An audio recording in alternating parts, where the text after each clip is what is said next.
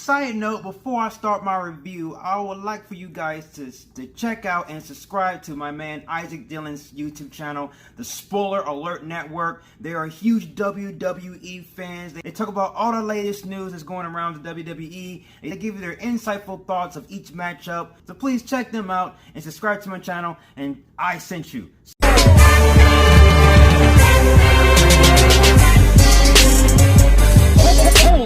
Nightingale is a new movie directed by Jennifer Kent, and Jennifer Kent is a name I instantly fell in love with when I found out she directed this movie, because she directed The Babadook, and Babadook is one of my favorite horror movies of all time.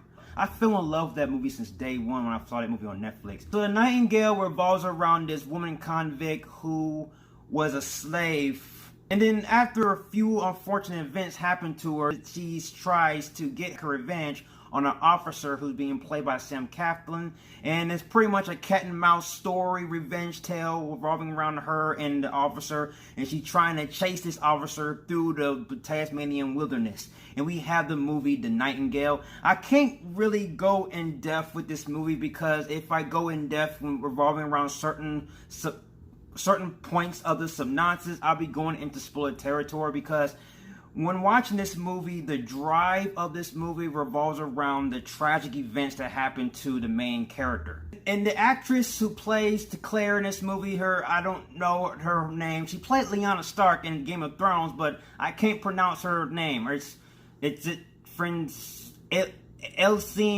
Francione and Sam Claflin.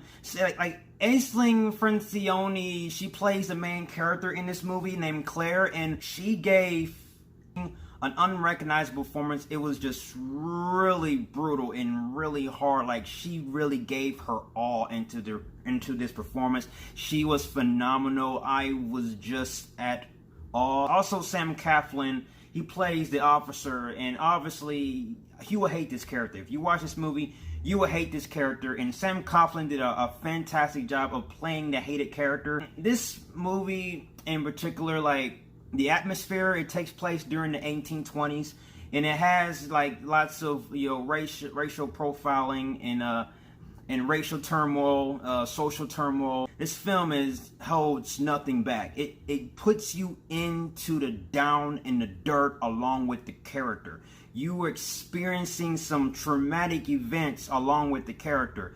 Well, the audience will be uncomfortable watching this movie, and I definitely felt uncomfortable watching this movie, to the point where I was almost on the cusp of walking out the theater, because this movie was down and grit to the bones, that I couldn't really see this movie as entertainment anymore. Yes, this movie has some tremendous performances. This movie had some great lighting. It was directed perfectly. Jennifer Kent directed on location. I admire that. But there is a difference between me being a critic and me being a fan. Like, I'm just a movie fan, so I'm always speak from a fan perspective, and from a fan perspective, I cannot watch this movie. I don't know if I can ever come across or watch this movie again. Yes, this movie has some great performances, but as a film, I can't view it as something as entertainment. There's a similar film that came out last year, Suburbia, and the year before that, Mother. I had to say that Nightingale was the most disturbing film out of both of them. Only to the sense of, I have a hard time watching a movie with rape scenes, especially multiple rape scenes. Like, there's like 4 rape scenes in this movie where I'm just like